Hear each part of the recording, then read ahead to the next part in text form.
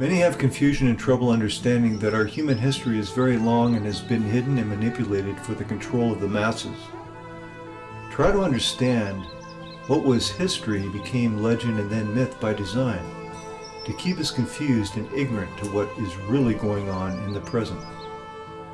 We may want to point blame at religion or a particular part of humanity, or even the bankers of the Vatican as the head of deception that infiltrates and infects this planet, when they are mere symptoms and tools that the Jesuits use to confuse and protect their false appearance of innocence. Humanity today lives in a convenient world that caters to the whims and it preys on the psyche to keep us humans as the slaves we were designed to be. Most don't really want to know the real truth. They want it put on a silver platter so it can be easily digested. But the real truth is lost in allegory and metaphoric renditions of a history so vast it would fill a whole city. In fact, it does just that, as the Vatican City is where you will find real truth, however inconvenient that truth may be. So how do I put 9 years of research conveniently into one article with every reference? It would be virtually impossible for a novice truth seeker and researcher as myself to do. All I can do is give you what I have learned as accurately as possible. So if you have interest and can give enough time to read these words, you should end up with, at the very least, a deeper understanding. Hopefully, with the drive to do your own research instead of believing in what is convenient. Belief is evil's weaponry, and it masks what is real truth. So arm yourself with a deeper understanding based on your own hard work. The real enemy we face are those that refuse to seek what real truth is and believe in the propaganda. They look to pin a medal on ignorance and act like there's an answer in the problem, instead of looking to the root of the problem for a solution. The question of how and why the United Nations is the crux of the great conspiracy to destroy the sovereignty of the United States and the enslavement of the American people within a UN one-world dictatorship is a complete and unknown mystery to the vast majority of the American people. The reason for this unawareness of the frightening danger to our country and to the entire free world is simple. The masterminds behind this great conspiracy have absolute control of all of our mass communications media, especially television, the radio, the press, and Hollywood. We all know that our State Department, the Pentagon, and the White House have brazenly proclaimed that they have the right and the power to manage the news, to tell us not the truth, but what they want us to believe. They have seized that power on orders from their masters of the great conspiracy. And the objective is to brainwash the people into accepting the phony peace bait to transform the United States into an enslaved unit of the United Nations one world government. First of all, bear in mind that the so-called UN police action in Korea, fought by the United States, in which 150,000 of our sons were murdered and maimed, was part of the plot, just as the undeclared by Congress war in Vietnam, in which our sons are dying, is part of the plot, just as the plot against Rhodesia and South Africa, in which our sons will be dying, is part of the UN plot. However, the vitally important thing for all Americans, all you mothers of the boys who died in Korea and are now dying in Vietnam, to know is that our so-called leaders in Washington, whom we elected to safeguard our nation and our Constitution, are the betrayers, and that behind them are a comparatively small group of men whose sole objective is to enslave the whole world of humanity in their satanic plot of one world government. Now, in order to give you a very clear picture of this satanic plot, I will go back to its beginning, clear back in the middle of the 18th century, and name the men who put that plot into action. and then bring you down to the present, today's status of that plot. Now, as a matter of further intelligence, a term used by the FBI, let me clarify the meaning of the expression, "he is a liberal." The enemy, meaning the one world conspirators, have seized upon that word liberal as a cover-up for their activities. It sounds so innocent and so humanitarian to be liberal. Well, make sure that the person who calls himself a liberal or is described as a liberal is not in truth a red. Now then, this satanic plot was launched back in the 1760s when it first came into existence under the name of the Illuminati. This Illuminati was organized by one Adam Weishaupt, born a Jew, who was converted to Catholicism and became a Catholic priest, and then, at the behest of the then newly organized House of Rothschild, defected and organized the Illuminati. Naturally, the Rothschilds financed that operation. And every war since then, beginning with the French Revolution, has been promoted by the Illuminati, operating under various names and guises. I say under various names and guises because after the Illuminati was exposed and became too notorious, Weishaupt and his co-conspirators began to operate under various other names. In the United States, immediately after World War I, they set up what they called the Council on Foreign Relations, commonly referred to as the CFR. And this CFR is actually the Illuminati in the United States. And its hierarchy, the masterminds in control of the CFR, to a very great extent, are the descendants of the original Illuminati conspirators. But to conceal that fact, most of them changed their original family names to American-sounding names. For example, the true name of the Dillons, Clarence and Douglas Dillon, once Secretary of the U.S. Treasury Department, is Lepowski. I'll come back to all this later. There is a similar establishment of the Illuminati in England, operating under the name of the British Institute of International Affairs. There are similar secret Illuminati organizations in France, Germany, and other nations operating under different names. And all these organizations, including the CFR, continuously set up numerous subsidiary or front organizations that are infiltrated into every phase of the various nations' affairs. But at all times, the operations of these organizations were and are masterminded and controlled by the internationalist bankers, who in turn were and are controlled by the Rothschilds. The details of how they accomplished the setting up of the CFR in the United States, as also in the other nations, are far too voluminous to be described in this dissertation.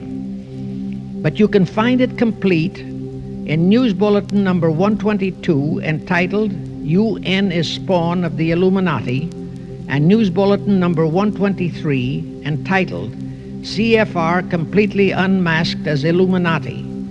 Both are published by the Cinema Educational Guild, Post Office Box 46205, Hollywood, California.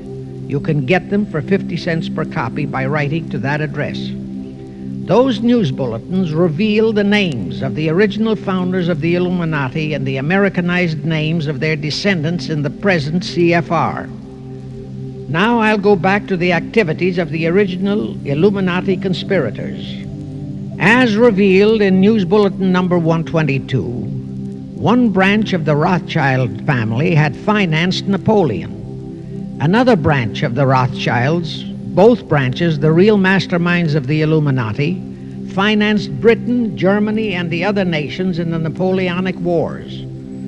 Immediately after the Napoleonic Wars, the Illuminati assumed that all the nations were so destitute and so weary of wars that they'd be glad for any solution. So the Rothschild stooges set up what they called the Congress in Vienna, and at that meeting they tried to create the first League of Nations, their first attempted one world government, on the theory that all the crowned heads of the European governments were so deeply in debt to them that they would willingly or unwillingly serve as their stooges. But the Tsar of Russia caught the stench of the plot and completely torpedoed it. The enraged Nathan Rothschild, then the head of that dynasty, vowed that someday he or his descendants would destroy the Tsar and his entire family. And his descendants did accomplish that very threat in 1917. At this point, bear in mind that the Illuminati was not set up to operate on a short-range basis. Normally, a conspirator of any type enters into a conspiracy with the expectation of achieving his objective during his own lifetime. But that was not the case with the Illuminati. True, they hoped to accomplish their objective during their lifetime. But, paraphrasing "The Show Must Go On," the Illuminati operates on the very long-range basis. Whether it will take scores of years or even centuries, they have dedicated their descendants to keep the plot boiling until they hope the conspiracy is achieved. Now let's go back to the birth of the Illuminati. Adam Weishaupt was a Jesuit-trained professor of canon law, teaching in Ingolstadt University when he defected from Christianity to embrace the Luciferian conspiracy.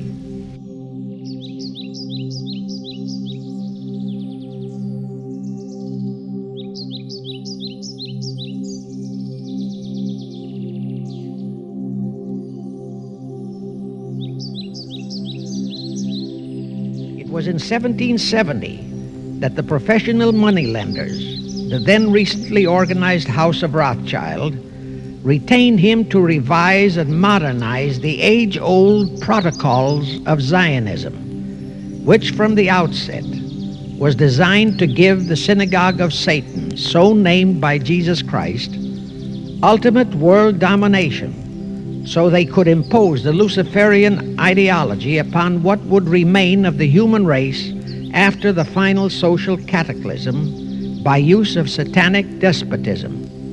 Weishaupt completed his task May 1st, 1776. Now you know why May 1 is the great day with all communist nations to this very day.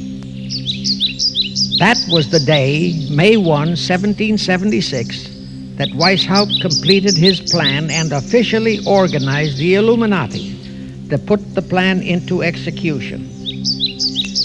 That plan required the destruction of all existing governments and religions. That objective was to be reached by dividing the masses of people whom he, Weishaupt, termed Goyim, or human cattle, into opposing camps in ever-increasing numbers on political, social, economic, and other issues. The very conditions we have in our country today. The opposing sides were then to be armed and incidents provided which would cause them to fight and weaken themselves and gradually destroy national governments and religious institutions. Again, I say, the very conditions in the world today. And at this point, let me stress a prime feature of the Illuminati plans. When and if their blueprint for world control, the protocols of the elders of Zion, is discovered and exposed, they would wipe all the Jews off the face of the earth in order to divert suspicions from themselves. If you think this is far-fetched, bear in mind that they permitted Hitler, a liberal socialist himself, who was financed by Krupp, Kennedy, the Warburgs, and the Rothschilds, to incinerate 600,000 Jews. Now, just why did the conspirators choose the word Illuminati for their satanic organization? Weishaupt himself said that the word is derived from Lucifer and means holders of the light, using the lie that his objective was to bring about a one-world government to enable those with mental ability to govern the world and prevent all wars in the future. In short, using the word peace on earth as his bait, exactly as that same bait, peace, was used by the 1945 conspirators to foist the United Nations on us. Weishaupt, financed, I repeat, by the Rothschilds, recruited some 2,000 paid followers. These included the most intelligent men in the fields of arts and letters, education, the sciences, finance, and industry. He then established lodges of the Grand Orient, Masonic lodges, to be their secret headquarters. And I again repeat that in all of this, he was acting under orders from the House of Rothschild.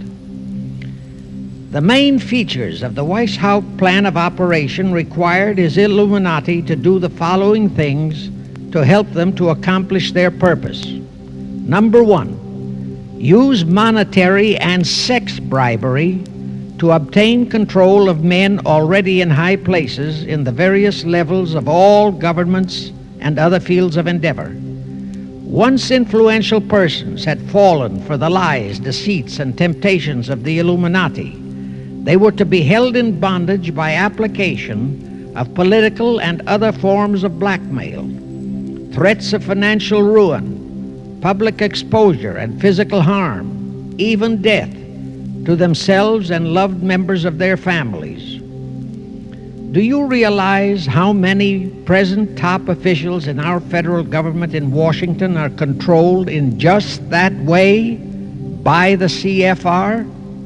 Do you realize how many homosexuals in our State Department, the Pentagon, all federal agencies, even in the White House, are controlled that way? Number two, Illuminati on the faculties of colleges and universities were to cultivate students possessing exceptional mental ability, belonging to well-bred families with international leanings, and recommend them for special training in internationalism. Such training was to be provided by granting scholarships to those selected by the Illuminists. That gives you an idea what a Rhodes Scholarship means. It means indoctrination into accepting the idea that only a one-world government can put an end to recurring wars and strife. That's how the United Nations was sold to the American people. One of the most notable Rhodes Scholars we have in our country is Senator William J. Fulbright, sometimes referred to as Half-Bright. His entire voting record spells Illuminati. All such scholars were to be first persuaded and then convinced that men of special talent and brains have the right to rule those less gifted, on the ground that the masses don't know what is best for them physically, mentally, and spiritually. In addition to the Rhodes and similar scholarships, today there are 3 special Illuminati schools located in Gordonstown in Scotland, Salem in Germany, and Anavryta in Greece. These 3 are known ones, but there are others that are kept undercover. Prince Philip, the husband of Britain's Queen Elizabeth, was educated at Gordonstown at the instigation of Lord Louis Mountbatten, his uncle, a Rothschild relative who became Britain's admiral of the fleet after World War II ended.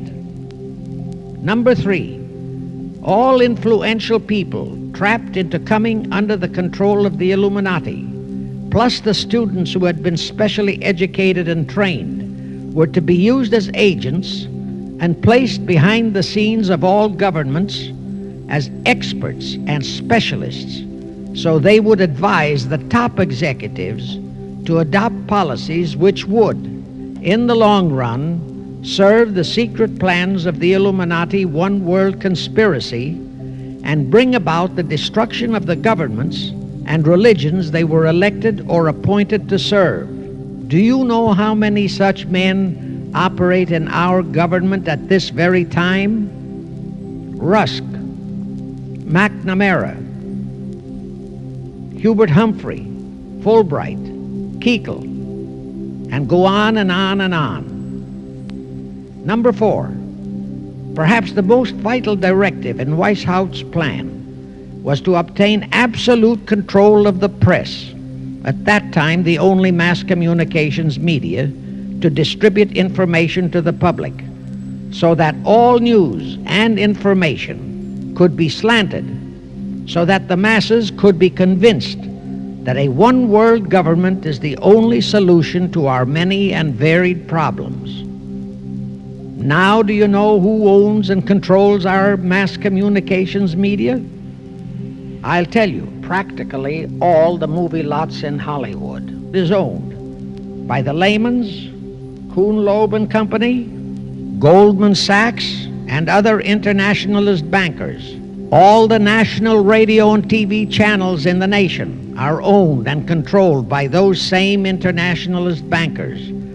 The same is true of every chain of metropolitan newspapers and magazines, also of the press wire services, such as Associated Press, United Press International, etc. The supposed heads of all those media are merely the fronts for the internationalist bankers, who in turn compose the hierarchy of the CFR, today's Illuminati in America. Now can you understand why the Pentagon's press agent Sylvester so brazenly proclaimed that the government has the right to lie to the people? What he really meant was that our CFR-controlled government had the power to lie to and be believed by the brainwashed American people. And let's again go back to the first days of the Illuminati.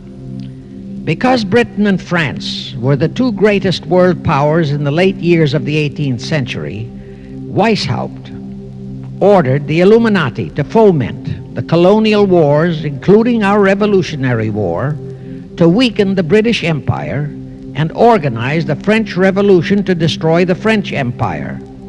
He scheduled the French Revolution to start in 1789. However, in 1784, a true act of God placed the Bavarian government in possession of evidence which proved the existence of the Illuminati, and that evidence could have saved France if they, the French government, hadn't refused to believe it. Here is how that act of God happened. It was in 1874 that Weishaupt issued his orders for the French Revolution. A German writer named Zwack put it into book form. It contained the entire Illuminati story and Weishaupt's plans. A copy of this book was sent to the Illuminists in France, headed by Robespierre, whom Weishaupt had delegated to foment the French Revolution. The courier was struck and killed by lightning as he rode through Raleston on his way from Frankfurt to Paris. The police found the subversive documents on his body and turned them over to the proper authorities. After careful study of the plot, the Bavarian government ordered the police to raid Weishaupt's newly organized lodges of the Grand Orient and the homes of his most influential associates. All additional evidence thus discovered convinced the authorities the documents were genuine copies of the conspiracy by which the Illuminati planned to use wars and revolutions to bring about the establishment of a one-world government, the powers of which they, headed by the Rothschilds, intended to usurp as soon as it was established, exactly in line with the United Nations plot of today. In 1785, the Bavarian government outlawed the Illuminati and closed the lodges of the Grand Orient. In 1786, they published all the details of the conspiracy. The English title of that publication is the original writings of the order and sect of the Illuminati. Copies of the entire conspiracy were sent to all the heads of church and state in Europe. But the power of the Illuminati, which was actually the power of the Rothschilds, was so great that this warning was ignored. Nevertheless, Illuminati became a dirty word, and it went underground. At the same time, Weishaupt ordered Illuminists to infiltrate into the lodges of Blue Masonry and form their own secret societies within all secret societies. Only Masons who proved themselves internationalists and those whose conduct proved they had defected from God were initiated into the Illuminati. Thenceforth, the conspirators donned the cloak of philanthropy and humanitarianism to conceal their revolutionary and subversive activities. In order to infiltrate into Masonic lodges in Britain, Weishaupt invited John Robison over to Europe. Robison was a high-degree Mason in the Scottish Rite. He was a professor of natural philosophy at Edinburgh University and secretary of the Royal Society of Edinburgh. Robison did not fall for the lie that the objective of the Illuminati was to create a benevolent dictatorship, but he kept his reactions to himself so well that he was entrusted with a copy of Weishaupt's revised conspiracy for study and safekeeping. Anyway, because the heads of state and church in France were deluded into ignoring the warnings given them, the revolution broke out in 1789 as scheduled by Weishaupt. In order to alert other governments to their danger, in 1798 Robison published a book entitled Proof of a Conspiracy to Destroy All Governments and Religions. But his warnings were ignored, exactly as our American people have been ignoring all warnings about the United Nations and the Council on Foreign Relations, the CFR. Now here is something that will stun and very likely outrage many who hear this, but there is documentary proof that our own Thomas Jefferson and Alexander Hamilton became students of Weishaupt's. Jefferson was one of Weishaupt's strongest defenders when he was outlawed by his government. And it was Jefferson who infiltrated the Illuminati into the then newly organized lodges of the Scottish Rite in New England. Here is the proof. In 1789, John Robison warned all Masonic leaders in America that the Illuminati had infiltrated into their lodges. And on July 19, 1789, David Papin, president of Harvard University, issued the same warning to the graduating class and lectured them on the influence Illuminism was acquiring on American politics and religion. And to top it off, John Quincy Adams, who had organized the New England Masonic lodges, issued his warnings. He wrote 3 letters to Colonel William L. Stone, a top Mason, in which he exposed how Jefferson was using Masonic lodges for subversive, Illuministic purposes. Those 3 letters are at this very time in Rittenberg Square Library in Philadelphia. In short, Jefferson, founder of the Democratic Party, was a member of the Illuminati, which at least partly accounts for the condition of the party at this time. And through infiltrations of the Republican Party, we have exactly nothing of loyal Americanism today. That disastrous rebuff at the Congress at Vienna, created by the Tsar of Russia, did not by any means destroy the Illuminati conspiracy. It merely forced them to adopt a new strategy. Realizing that the one world idea was, for the moment, killed, the Rothschilds decided that to keep the plot alive, they'd have to do it by heightening their control of the money systems of the European nations. Earlier, by a ruse, the outcome of the Battle of Waterloo had been falsified. Rothschild had spread a story that Napoleon had won that battle. That had precipitated a terrific panic on the stock market in England. All stocks had plummeted down to practically zero, and Nathan Rothschild bought all the stocks for virtually a penny on its dollar values. That gave him complete control of the economy of Britain and virtually of all Europe. So immediately after that Congress in Vienna had boomeranged, Rothschild forced Britain to set up a new Bank of England, which he absolutely controlled, exactly as later, through Jacob Schiff, he engineered our own Federal Reserve Act, which gave the House of Rothschild a secret control of the economy in the United States. But now for a moment, let's dwell on the activities of the Illuminati in the United States. In 1826, one Captain William Morgan decided it was his duty to inform all Masons and the general public what the full truth was regarding the Illuminati, their secret plans and intended objectives, also reveal the identities of the masterminds of the conspiracy. The Illuminati promptly tried Morgan in absentia and convicted him of treason. They ordered one Richard Howard, an English Illuminist, to carry out their sentence of execution as a traitor. Morgan was warned and he tried to escape to Canada, but Howard caught up with him near the border, near the Niagara Gorge to be exact, where he murdered him. This was verified in a sworn statement made in New York by one Avery Allen to the effect that he heard Howard render his report of the execution to a meeting of Knights Templars in St. John's Hall, New York. He also told how arrangements had been made to ship Howard back to England. That Allen affidavit is on record in New York City archives.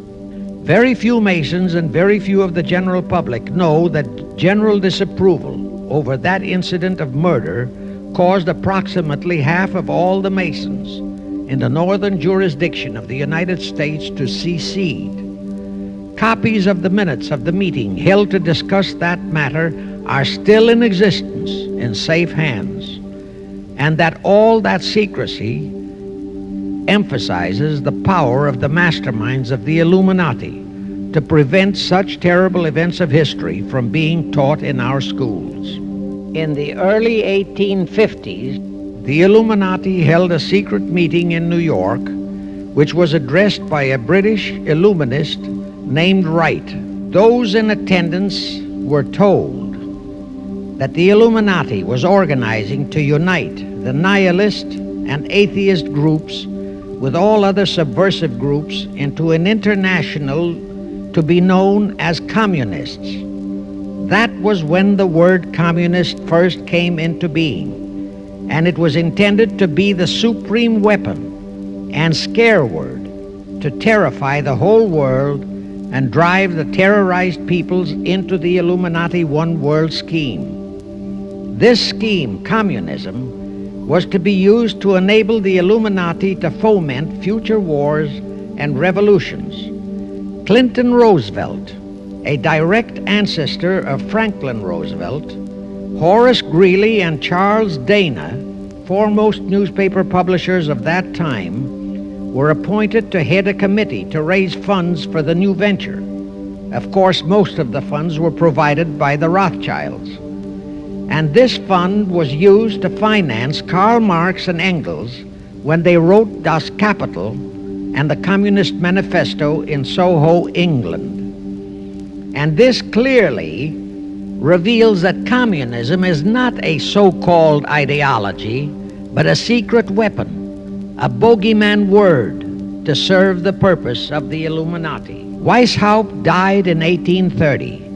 But prior to his death, he prepared a revised version of the age-old conspiracy, the Illuminati, which, under various aliases, was to organize, finance, direct, and control all international organizations and groups by working their agents into executive positions at the top, In the United States, we have Woodrow Wilson, Franklin Roosevelt, Jack Kennedy, Johnson, Rusk, McNamara, Fulbright, etc. as prime examples. In addition, while Karl Marx was writing the Communist Manifesto under the direction of one group of Illuminists, Professor Karl Ritter of Frankfurt University was writing the antithesis under direction of another group. The idea was that those who direct the overall conspiracy could use the differences in those two so-called ideologies to enable them to divide larger and larger members of the human race into opposing camps so that they could be armed and then brainwashed into fighting and destroying each other, and particularly to destroy all political and religious institutions. The work Ritter started was continued after his death and completed by the German so-called philosopher Friedrich Wilhelm Nietzsche, who founded Nietzscheism. This Nietzscheism was later developed into fascism and then into Nazism and was used to foment World Wars I and II. In 1834, the Italian revolutionary leader Giuseppe Mazzini was selected by the Illuminati to direct their revolutionary program throughout the world. He served in that capacity until he died in 1872. But some years before he died, Mazzini had enticed an American general named Albert Pike into the Illuminati. Pike was fascinated by the idea of a one-world government, and ultimately he became the head of this Luciferian conspiracy. Between 1859 and 1871, he, Pike, worked out a military blueprint for 3 world wars and various revolutions throughout the world, which he considered would forward the conspiracy to its final stage in the 20th century.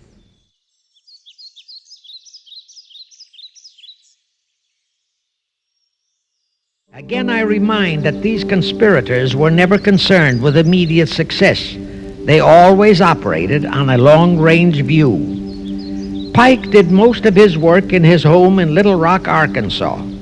But a few years later, when the Illuminati's lodges of the Grand Orient became suspect and repudiated because of Mazzini's revolutionary activities in Europe, Pike organized what he called the New and Reformed Palladian Rite. He set up 3 supreme councils, one in Charleston, South Carolina, one in Rome, Italy, and the 3rd in Berlin, Germany. He had Mazzini establish 23 subordinate councils in strategic locations throughout the world. These have been the secret headquarters of the world revolutionary movement ever since. Long before Marconi invented radio, the scientists in the Illuminati had found the means for Pike and the heads of his councils to communicate secretly. It was the discovery of that secret that enabled intelligence officers to understand how apparently unrelated incidents, one such as the assassination of an Austrian prince at Sarajevo, took place simultaneously throughout the world, which developed into a war or a revolution. Pike's plan was as simple as it has proved effective. It called for communism, Nazism, political Zionism, and other international movements be organized and used to foment 3 global world wars and at least 2 major revolutions. The First World War was to be fought so as to enable the Illuminati to destroy Tsarism in Russia, as vowed by Rothschild after the Tsar had torpedoed his scheme at the Congress in Vienna, and to transform Russia into a stronghold of atheistic communism. The differences stirred up by agents of the Illuminati between the British and German empires were to be used to foment this war. After the war would be ended, communism was to be built up and used to destroy other governments and weaken religions. World War II, when and if necessary, was to be fomented by using the controversies between fascists and political Zionists.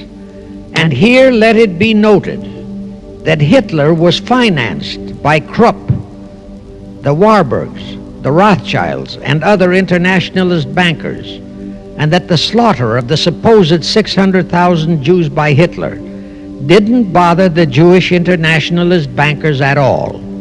That slaughter was necessary in order to create worldwide hatred of the German people and thus bring about the war against them. In short, this Second World War was to be fought to destroy Nazism and to increase the power of political Zionism so that the State of Israel could be established in Palestine. During this World War II, international communism was to be built up until it equaled in strength that of united Christendom. When it reached that point, it was to be contained and kept in check until required for the final social cataclysm. As we know now, Roosevelt, Churchill, and Stalin put that exact policy into effect, and Truman, Eisenhower, Kennedy, and Johnson continued that same exact policy. World War III is to be fomented by using the so-called controversies the agents of the Illuminati, operating under whatever new name, are now stirring up between the political Zionists and the leaders of the Muslim world. That war is to be directed in such a manner that all of Islam and political Zionism, Israel, will destroy each other, while at the same time the remaining nations, once more divided on this issue, will be forced to fight themselves into a state of complete exhaustion, physically, mentally, spiritually, and economically. Now, can any thinking person doubt that the intrigue now going on in the Near, Middle, and Far East is designed to accomplish that satanic objective? Pike himself foretold all this in a statement he made to Mazzini on August 15, 1871. Pike stated that after World War III is ended, those who will inspire to undisputed world domination will provoke the greatest social cataclysm the world has ever known. Quoting his own words, taken from the letter he wrote to Mazzini, and which letter is now catalogued in the British Museum in London, England, he said, "We shall unleash the nihilists and the atheists, and we shall provoke a great social cataclysm which in all its horror will show clearly to all nations the effect of absolute atheism, the origin of savagery and of most bloody turmoil. Then everywhere the people forced to defend themselves against the world minority of revolutionaries will exterminate those destroyers of civilization, and the multitudes disillusioned with Christianity, whose deistic spirits will be from that moment on without direction and leadership, and anxious for an ideal but without knowledge where to send its adoration, will receive the true light through the universal manifestation of the pure doctrine of Lucifer, brought finally out into public view, a manifestation which will result from a general reactionary movement which will follow the destruction of Christianity and atheism, both conquered and exterminated at the same time." When Mazzini died in 1872, Pike made another Italian revolutionary leader named Adrian Lemmy his successor. Lemmy, in turn, was succeeded by Lenin and Trotsky, then by Stalin. The revolutionary activities of all those men were financed by British, French, German, and American international bankers, all of them dominated by the House of Rothschild. We are supposed to believe that the international bankers of today, like the money changers of Christ's day, are only the tools or agents of the great conspiracy, but actually they are the masterminds behind all of it. While the general public has been brainwashed by all the mass communications media into believing that communism is a movement of the so-called workers, the actual fact is that both British and American intelligence officers have authentic documentary evidence that international liberals operating through their international banking houses, particularly the House of Rothschild, have financed both sides in every war and revolution since 1776. Those who today comprise the conspiracy, the CFR in the United States, direct our governments, whom they hold in usury through such methods as the Federal Reserve System in America, to fight wars such as Vietnam, created by the United Nations, so as to further Pike's Illuminati plans to bring the world to that stage of the conspiracy when atheistic communism and the whole of Christianity can be forced into an all-out Third World War within each remaining nation, as well as on an international scale. The headquarters of the great conspiracy in the late 1700s was in Frankfurt, Germany, where the House of Rothschild had been established by Mayer Anschelm, who adopted the Rothschild name and linked together other international financiers who had literally sold their souls to the devil. After the Bavarian government's exposure in 1786, the conspirators moved their headquarters to Switzerland, then to London. Since World War II, after Jacob Schiff, the Rothschilds' boy in America, died, the headquarters of the American branch has been in the Harold Pratt Building, New York, and the Rockefellers, originally protégés of Schiff, have taken over the manipulation of finances in America for the Illuminati. In the final phases of the conspiracy, the one world government will consist of the king dictator, head of the United Nations,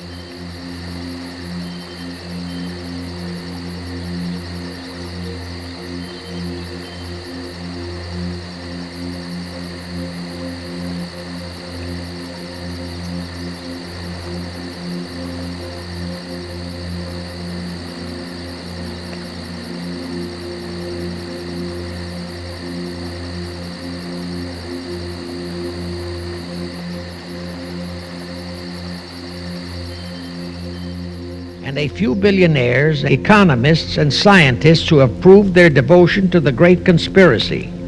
All others are to be integrated into a vast conglomeration of mongrelized humanity, actually slaves. Now let me show you how our federal government and the American people have been sucked into the one world takeover plot of the Illuminati great conspiracy, and always bear in mind that the United Nations was created to become the housing for that one world so-called liberal conspiracy. The real foundations of the plot for the takeover of the United States were laid during the period of our Civil War. Not that Weishaupt and the earlier masterminds had ever overlooked the New World.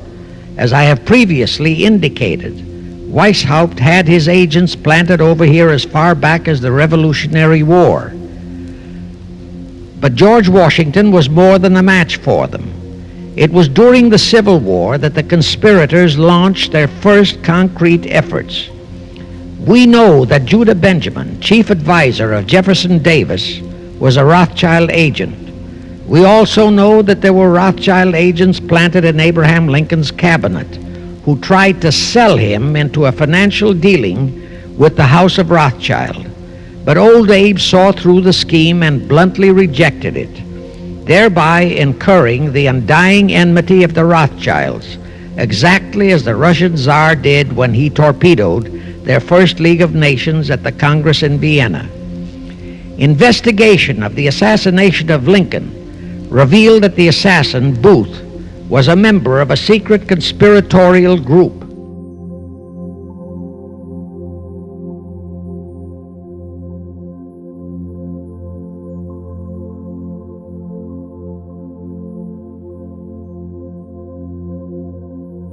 Because there were a number of highly important government officials involved, the name of the group was never revealed, and it became a mystery, exactly as the assassination of Jack Kennedy still is a mystery.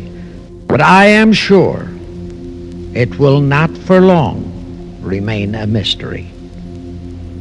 Anyway, the ending of the Civil War destroyed, temporarily, all chances of the House of Rothschild to get a clutch on our money system, such as they had acquired in Britain and other nations in Europe.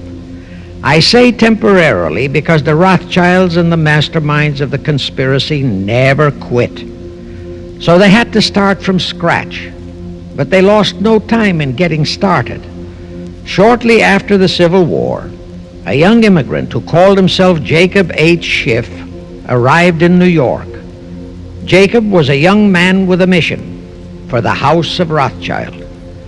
Jacob was the son of a rabbi, born in one of Rothschild's houses in Frankfurt, Germany. I won't go deeply into his background. The important point is that Rothschild recognized in him not only a potential money wizard, but more important, he also saw the latent Machiavellian qualities in Jacob that could, as it did, make him an invaluable functionary in the great one-world conspiracy. After a comparatively brief training period in the Rothschilds' London bank, Jacob left for America with instructions to buy into a banking house, which was to be the springboard to acquire control of the money system of the United States. Actually, Jacob came here to carry out 4 specific assignments. Number 1, and most important, was to acquire control of America's money system. Number 2, find desirable men who, for a price, would be willing to serve as stooges for the great conspiracy and promote them into high places in our federal government, our Congress, in the U.S. Supreme Court, and all federal agencies. Number 3, create minority group strife throughout the nations, particularly between whites and blacks. Number 4, create a movement to destroy religion in the United States, but Christianity to be the chief target. Earlier I stated that Jacob Schiff came to America with orders by Rothschild to carry out 4 specific directives. The first and most important one was to get control of the United States money system. Let's trace Schiff's step to accomplish that directive. As a first step, he had to buy into a banking house, but it had to be the kind of a house that he could absolutely control and mold for that primary objective of entrapping our U.S. money system. After carefully scouting around, Jacob bought a partnership in a firm that called itself Kuhn and Loeb. Like Schiff, Kuhn and Loeb were immigrants from German Jewish ghettos. They came to the United States in the mid-1840s. Both started their business careers as itinerant pack peddlers. In the early 1850s, they pooled their interests and set up a merchandising store in Lafayette, Indiana, under the firm name of Kuhn and Loeb, servicing the covered wagon settlers on their way west. In the years that followed, they set up similar stores in Cincinnati and St. Louis. Then they added pawnbroking to their merchandising pursuits. From that to money lending was a short and quick step. By the time Schiff arrived on the scene, Kuhn and Loeb was a well-known private banking firm, and this is the firm Jacob bought into. Shortly after he became a partner in Kuhn and Loeb, Schiff married Loeb's daughter, Teresa. Then he bought out Kuhn's interests and moved the firm to New York, and Kuhn and Loeb became Kuhn, Loeb and Company, international bankers, with Jacob Schiff, agent of the Rothschilds, ostensibly the sole owner. And throughout his career, this blend of Judas and Machiavelli, the first hierarch of the Illuminati, great conspiracy in America, posed as a generous philanthropist and a man of great holiness, the cover-up policy set forth by the Illuminati. As I have stated, the first great step of the conspiracy was to be the entrapment of our money system. To achieve that objective, Schiff had to get full cooperation of the then big banker elements in America, and that was easier said than done. Even in those years, Wall Street was the heart of the American money mart, and J.P. Morgan was its dictator. Next in line were the Drexels and the Biddles in Philadelphia. All the other financiers, big and little, danced to the music of those three houses, but particularly to that of Morgan. All of those three were proud, haughty, arrogant potentates. For the first few years they viewed the little bewhiskered man from the German ghettos with utter contempt. But Jacob knew how to overcome that.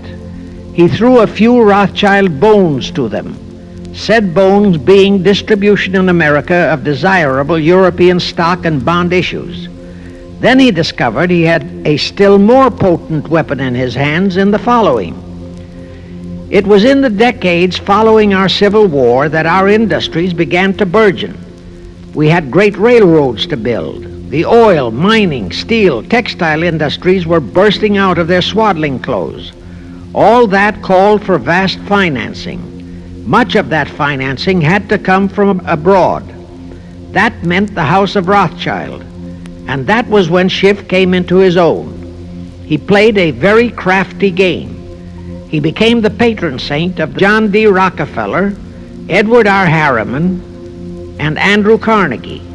He financed the Standard Oil Company for Rocky, the railroad empire for Harriman, and the steel empire for Carnegie. But instead of hogging all the other industries for Kuhn, Loeb and Company, he opened the doors of the House of Rothschild to Morgan, Biddle, and Drexel. In turn, Rothschild arranged the setting up of London, Paris, European, and other branches for those three, but always in partnerships with Rothschild subordinates. And Rothschild made it very clear to all those men that Schiff was to be the boss in New York. Thus, at the turn of the century, Schiff had a tight control of the entire banking fraternity on Wall Street, which by then, with Schiff's help, included Lehman Brothers, Goldman Sachs, and other internationalist banks, headed by men chosen by the Rothschilds. In short, that meant control of the nation's money powers, and he was then ready for the giant step, the entrapment of our national money system. Now, under our Constitution, all control of our money system is vested solely in our Congress. Schiff's next important step was to seduce our Congress to betray that constitutional edict by surrendering that control to the hierarchy of the Illuminati's great conspiracy. In order to legalize that surrender and thus make the people powerless to resist it, it would be necessary to have Congress enact special legislation. To accomplish that, Schiff would have to infiltrate stooges into both houses of Congress, stooges powerful enough to railroad Congress into passing such legislation. Equally, or even more important, he would have to plant a stooge in the White House, a president without integrity and without scruples, who would sign that legislation into law. To accomplish that, he had to get control of either the Republican or the Democratic Party. The Democratic Party was the more vulnerable. It was the hungrier of the two parties. Except for Grover Cleveland, the Democrats had been unable to land one of their men in the White House since before the Civil War. There were two reasons for that. Number one, poverty of the party. Number two, there were considerably more Republican-minded voters than Democrats. The poverty matter was not a great problem, but the voter problem was a different story. But as I previously said, Schiff was a smart cookie. Here is the atrocious and murderous method he employed to solve that voter problem. His solution emphasizes how very little the Jewish internationalist bankers care about their own racial brethren, as you shall see. Suddenly, around 1890, there broke out a nationwide series of pogroms in Russia. Many, many thousands of innocent Jews, men, women, and children, were slaughtered by the Cossacks and other peasants. Similar pogroms with similar slaughter of innocent Jews broke out in Poland, Romania, and Bulgaria. All those pogroms were fomented by Rothschild agents. As a result, Jewish terrified refugees from all those nations swarmed into the United States, and that continued throughout the next 2 or 3 decades because the pogroms were continuous through all those years. All those refugees were aided by self-styled humanitarian committees set up by Schiff, the Rothschilds, and all the Rothschild affiliates. In the main, the refugees streamed into New York, but the Schiff-Rothschild humanitarian committees found ways to shuffle many of them into other large cities, such as Chicago, Boston, Philadelphia, Detroit, Los Angeles, etc. All of them were quickly transformed into naturalized citizens and educated to register as Democrats. Thus, all of that so-called minority group became solid Democratic voter blocs in their communities, all controlled and maneuvered by their so-called benefactors. And shortly after the turn of the century, they became vital factors in the political life of our nation. That was one of the methods Schiff employed to plant men like Nelson Aldrich in our Senate and Woodrow Wilson in the White House. At this point, let me remind you of another of the important jobs that was assigned to Schiff when he was dispatched to America. I refer to the job of destroying the unity of the American people by creating minority group and racial strife. By the pogrom-driven Jewish refugees into America, Schiff was creating one ready-made minority group for that purpose. But the Jewish people as a whole, made fearful by the pogroms, could not be depended upon to create the violence necessary to destroy the unity of the American people. But right within America, there was an already made-to-order, although as yet a sleeping minority group, the Negroes, who could be sparked into so-called demonstrations, rioting, looting, murder, and every other type of lawlessness.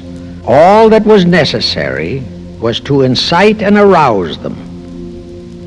Together, those two minority groups, properly maneuvered, could be used to create exactly the kind of strife in America the Illuminati would need to accomplish their objective. Thus, at the same time that Schiff and his co-conspirators were laying their plans for the entrapment of our money system, they were also perfecting plans to hit the unsuspecting American people with an explosive and terrifying racial upheaval that would tear the people into hate fractions and create chaos throughout the nation, especially on all college and university campuses, all protected by Earl Warren decisions and our so-called leaders in Washington. Of course, perfecting those plans required time and infinitely patient organizing. Now, to remove all doubts, I'll take a few moments to give you documentary proof of this racial strife plot. First of all, they had to create leaderships and organizations to draw in millions of dupes, both Jewish and Negroes, who would do the demonstrating and commit the rioting, looting, and lawlessness. So in 1909, Schiff, the Laymans, and other conspirators organized and set up the National Association for the Advancement of the Colored People, known as the NAACP. The presidents, directors, and legal counsels of the NAACP were always white men, Jews appointed by Schiff. And this is the case to this very day. Then, in 1913, the Schiff Group organized the Anti-Defamation League of the B'nai B'rith, commonly known as the ADL, to serve as the Gestapo and hatchet man outfit for the entire Great Conspiracy.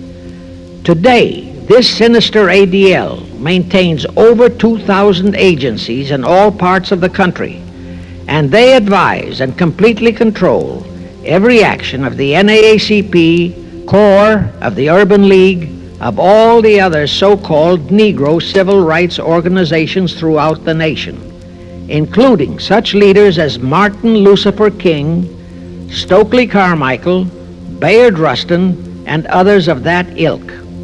In addition, the ADL acquired absolute control of the advertising budgets of many department stores, hotel chains, and TV and radio industrialist sponsors, also advertising agencies, in order to control practically all the mass communications media and force every loyal newspaper to slant and falsify the news, and to further incite and at the same time create sympathy for the lawlessness and violence of the Negro mobs.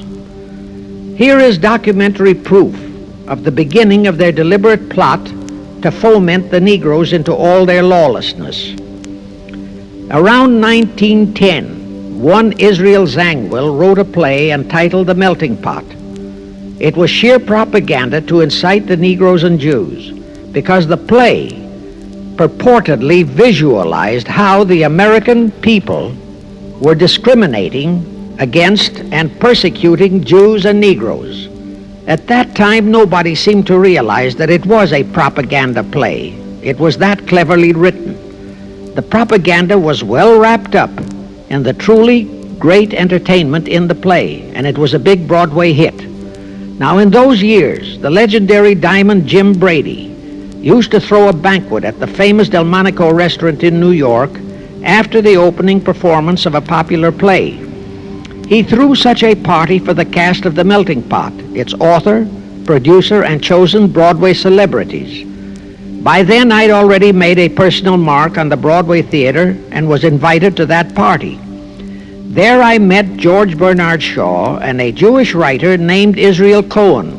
Zangwill, Shaw, and Cohen were the triumvirate who created the Fabian Society in England and had worked closely with a Frankfurt Jew named Mordecai, who had changed his name to Karl Marx.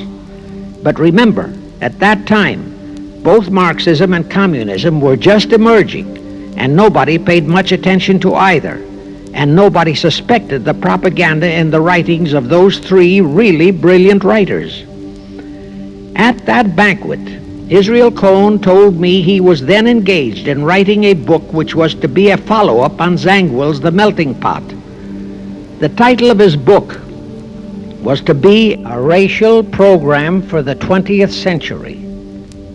At that time, I was completely absorbed by my work as a playwright, and significant as that title was, its real objective never dawned on me, nor was I interested in reading the book.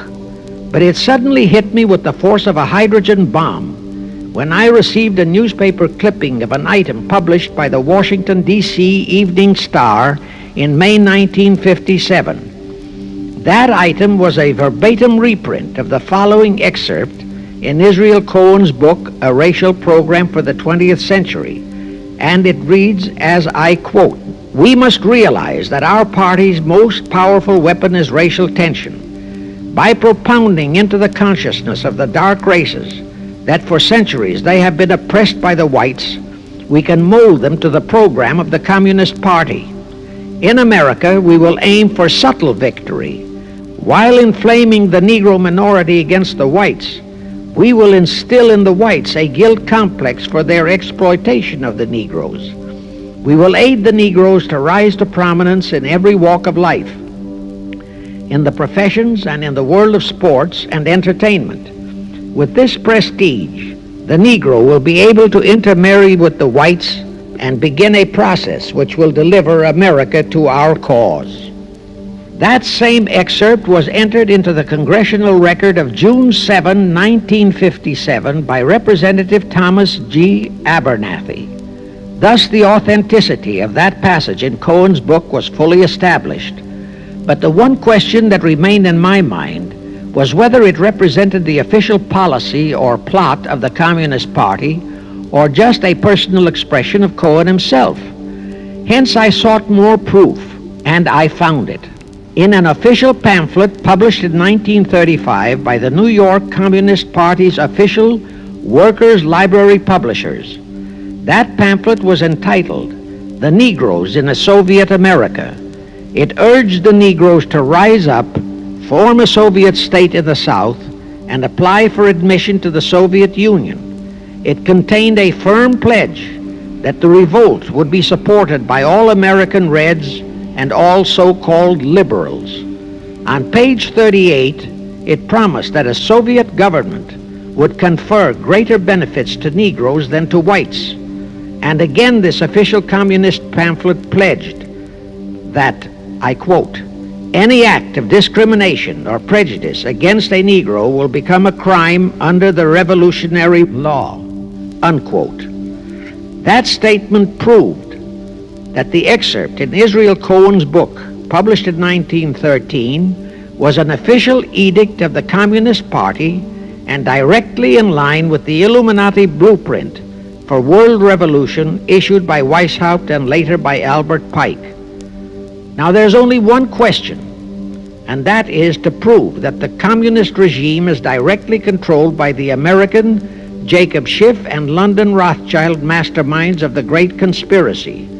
A little later, I will provide that proof that will remove even a remote doubt that the Communist Party as we know it was created by those masterminds, capitalists if you will note, that Schiff, the Warburgs, and the Rothschilds planned and financed the entire Russian Revolution, also the murder of the Tsar and his family, and that Lenin, Trotsky, and Stalin took their orders directly from Schiff and the other capitalists whom they supposedly are fighting.